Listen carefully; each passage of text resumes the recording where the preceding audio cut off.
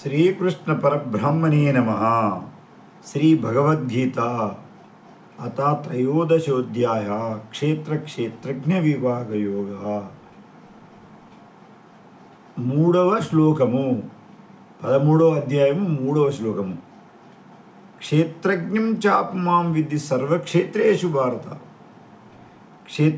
క్షేత్రజ్ఞం చాపమాం విద్ధి సర్వక్షేత్రేషు భారత. క్షేత్రజ్ఞయో జ్ఞానం ఎత్త జ్ఞానం మతం మమ. ఏమంటాడంటే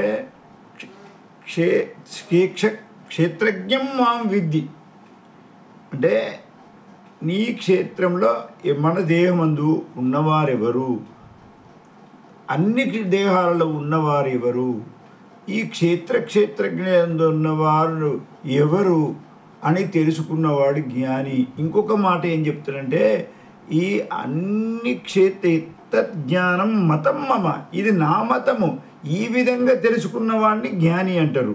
అయితే ఇందులోపట ఉన్నవాడు ఎవరు, నీ లోపల ఉన్నవారెవరు, అన్ని ప్రాణులోపల ఉన్నవారెవరు, అతన్ని తెలుసుకున్నవాడే జ్ఞాని. ఏమంటాడు క్షేత్రముల గురించి, ఎవరైతే అందులో ఏమి ఉన్నదో, ఏ జీవి,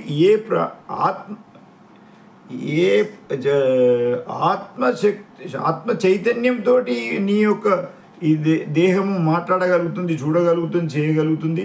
ఎవరైతే ఉన్నారో అతన్ని తెలుసుకున్నవాడు జ్ఞాని. నేను నిన్న కూడా చెప్పిన ఈ విషయము.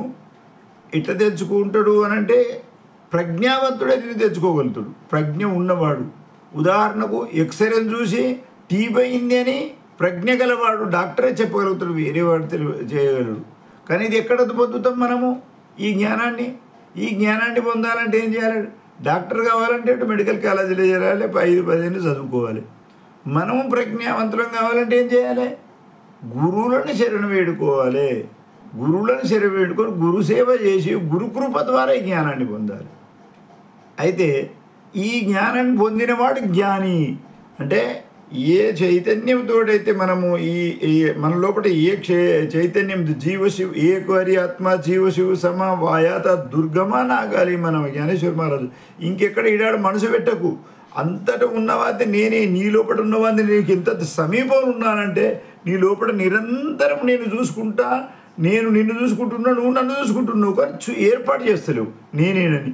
ఆ ఏర్పాటు చేసిన వాడే జ్ఞాని.